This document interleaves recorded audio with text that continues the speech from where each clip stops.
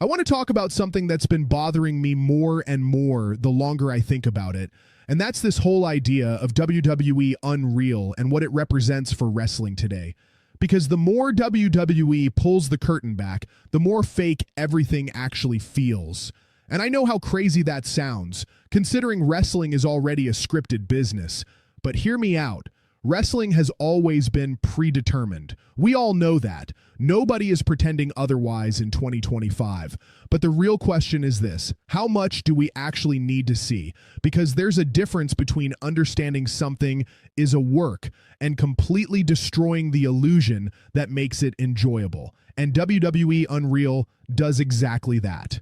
The first time I started watching clips and hearing about it, something felt off immediately. It didn't feel raw. It didn't feel real. It felt staged, when like a behind-the-scenes show that was still being overly produced.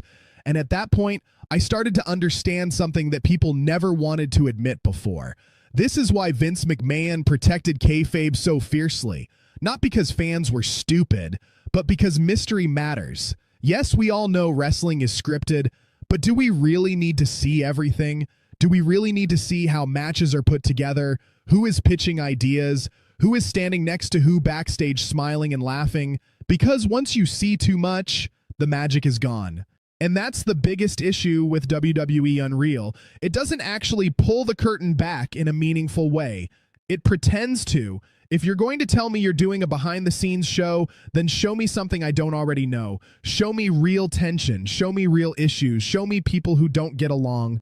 For example, we already know from interviews that certain wrestlers don't mess with each other in real life. CM Punk has openly said there are people he wouldn't go to dinner with. That's real. That's interesting. That's the stuff people want to see. Why not show moments like Punk and Seth Rollins walking past each other and not acknowledging one another? No dramatic music, no fake dialogue, just uncomfortable silence. That would feel more real than anything WWE Unreal has shown so far. Instead, what do we get? People clapping backstage, people congratulating each other, people smiling for the camera, and you can tell it's staged. When Charlotte Flair walks through the curtain and people are lined up clapping, that doesn't feel organic. That feels placed.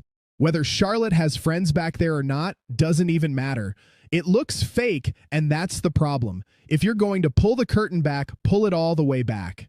Because right now, WWE Unreal feels like it's doing the worst possible thing, exposing the business without actually telling the truth. And that hurts the characters more than anything. You can't have someone playing a larger-than-life character on TV, then immediately show them being a completely different person behind the scenes with zero separation. That loss of mystique matters. Look at someone like The Undertaker. His dead man character worked because fans didn't see Mark Calloway being Mark Calloway every 5 minutes. The character lived because it was protected. Today, everything is exposed. Social media, podcasts, behind-the-scenes shows, TikToks backstage, and that makes it harder for wrestlers to fully inhabit their characters. Which brings me to another huge issue: suspension of disbelief. Fans don't need to believe wrestling is real, but they do need to believe in the story while they're watching it. When you constantly show how the sausage is made, it becomes harder to emotionally invest. The drama loses weight. Feuds lose intensity. When on-screen enemies are seen hugging, joking, or taking selfies together hours later, the rivalry doesn't feel personal anymore. It feels manufactured. That's why storylines are weaker now. That's why heels struggle to generate real heat.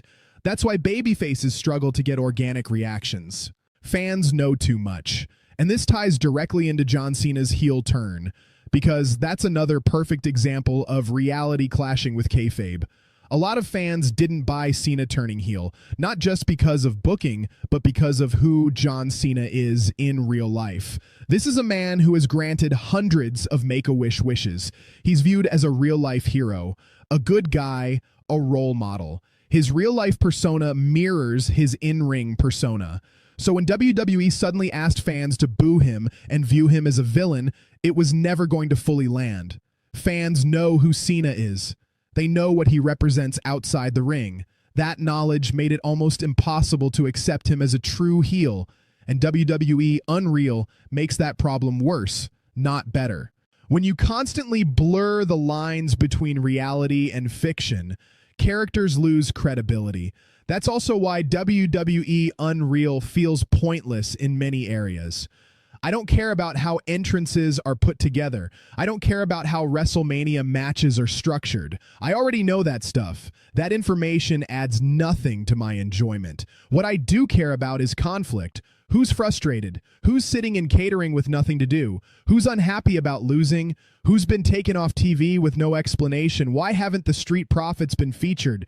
Who's upset about their creative direction? Who feels overlooked? That's what a behind-the-scenes show should explore. Instead, everything feels sanitized. And when something real actually happens, WWE doesn't lean into it properly. Take the Tiffany Stratton and Charlotte Flair situation.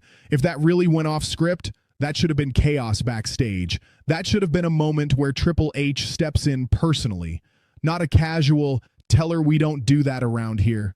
That moment should have had tension, private conversations, raised voices, real consequences. Charlotte should have been upset. Tiffany should have been confronted. That's real human behavior. That's believable. Instead, everything felt brushed aside, like WWE didn't want anything to feel too raw, and that's the problem.